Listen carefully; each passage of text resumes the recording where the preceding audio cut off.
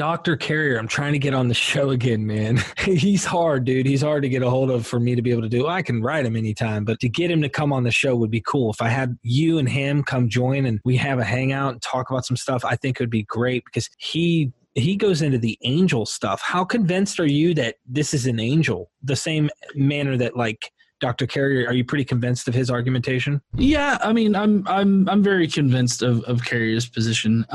Everything that I've read from Carrier seems to make logical sense.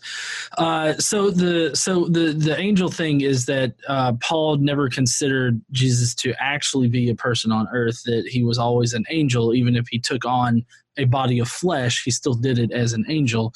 And the support for this, comes in various, portions or verses of Paul's work. Namely, one of the big things that connects them is I forget which verse it is, but it's where he talks about the archons of this aeon crucifying Jesus. And that's actually a pretty ambiguous term to use there because you can't tell who he's talking about exactly, because he could be talking about demons and Satan. And then the other possibility is that he's talking about Romans. But the Romans part doesn't really make a lot of sense because, of course, Romans weren't ruling the world at that time. And it's also a very weird phrase to use in order to reference Romans. He could have just said Romans. Why did he say the rulers of this world or archons of this aeon, right? Meanwhile, you have other sects of Christians out there that wrote down their ideas about the Christ, which would have included the ascension of Isaiah, which has Jesus descending from the upper heavens to the lower heavens and being crucified by Satan and his demons in the lower heavens. And the lower heavens would contain carbon copies of everything that you find here on earth. So if there's crucifixions going on down here on earth, then there's definitely crucifixions going on in the lower heavens. And if Satan and his demons would have known what would happen when they crucified this one guy, then they wouldn't have done it. That's one particular argument that I believe that Paul makes in his writing. And so I think that everything in Paul that could possibly reference a human version of Jesus, like an earthly version of Jesus, is too ambiguous to say whether or not he actually is talking about that. And considering that Paul completely separates himself from any kind of earthly source for Jesus, like in Galatians 1:11, I think that it's very, very probable that he only considered Jesus to be some kind of celestial figure who had a body that was made out of Davidic flesh. However God does that. I mean, he's God. He can literally conjure up some David seed and, create a body, Right. For, his pre-existent angel son, Jesus. Well, you know the story of Abraham. I mean, in Abraham, you have God coming down with two angels, literally walk up to Abraham's tent, and Abraham is pretty much confronted by God and two angels, Yahweh and two angels. And this is this is a person. I mean, this is like, okay, hey, you look like a guy, this is God and his angels. Here you are coming to me and I'm talking with you. Hey, will you see that place, Sodom and Gomorrah? That thing's going down. Will you do it if there's yet 50 righteous, Lord? Nope, not if there's 50. What about 45? No, 35, 40, it goes down all the way down. It's just funny. God appears to people and they have no problem with that. But then they have places where it's like, no one could see the face of God and live. It's like, what's going on here, dude? And then God does not repent, but he repents. And he doesn't change his mind, but he changes his mind sometimes, And so it's tough, man. It's tough to say. It's definitely odd. Sorry, I think my camera crapped out there for a second. I think it's God trying to tell us something, bro. Stop talking crap, dude. But yeah, I think that Paul really only has a concept of a celestial Jesus and not so much an earthly Jesus. I mean, another big indication of that is that he never talks about Jesus's like earthly life here, and all the information that he gets about Jesus comes from a celestial Jesus. So like I know a lot of people like to cite the Last Supper when Paul talks about the Last Supper, but he never really speaks about it as if as if other people were there, right? He never really talks about it as if like all of the disciples were there, because I mean he never references any disciples in any of his work. And so when he talks about the Last Supper, he doesn't reference anything that's found in the Gospels other than the ritual.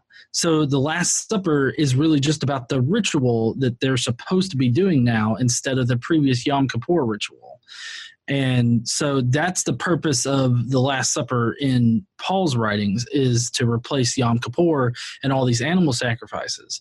And that was the point of Jesus in general, was to replace all of that with his sacrifice. Dude, I found something recently in my show. These people on my show have heard me say it multiple times, but I think you'll like it. Dr. Bob actually wrote an article on it with me. It's Osiris, Joseph, and Jesus. And this whole mystery school thing that Dr. Carey and Dr. Bob are talking about, fascinating stuff. They utilized, of course, Old Testament or Hebrew scriptures, and yet still had their own little mystery school stuff going on.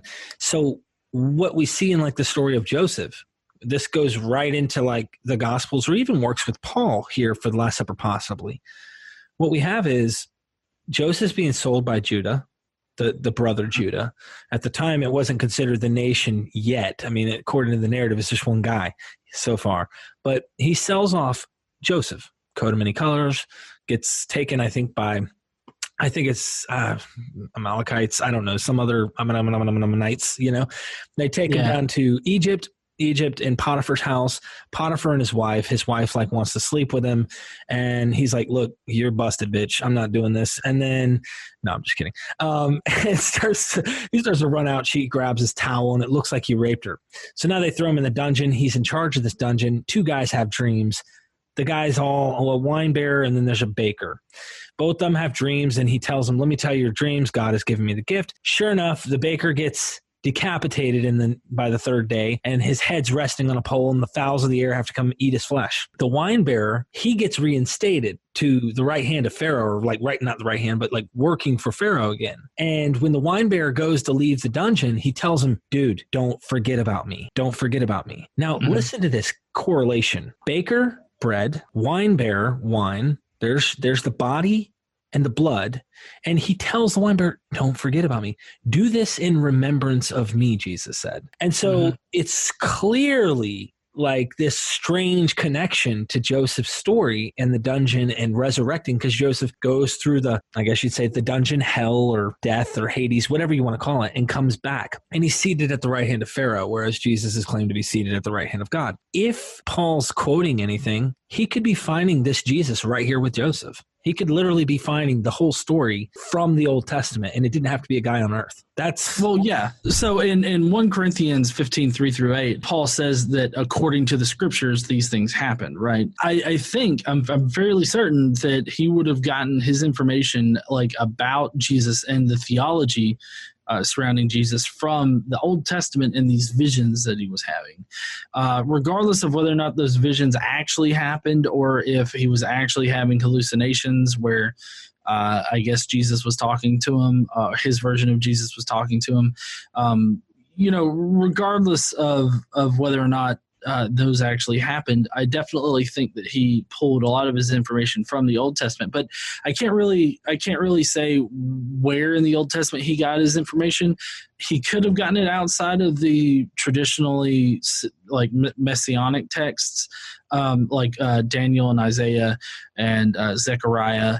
But I think that you'd be hard pressed to say directly that he got like it from like the story of Joseph, although there are a lot of common themes in Joseph's story with Jesus's story, at least in the Gospels, because the Gospels also cite scripture in order to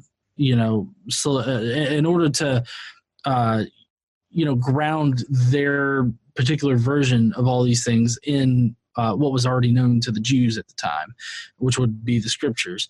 So I'm not exactly sure about the connection between Joseph and Paul's Jesus, but I will say that Paul definitely got his information from the Old Testament as far as information about Jesus, and the Gospels definitely did that as well.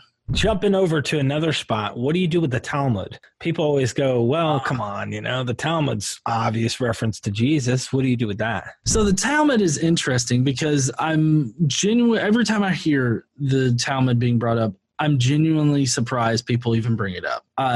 Because the Jesus that's actually mentioned in the Talmud does not match even story-wise with what we have for in the Gospels or even in Paul, right?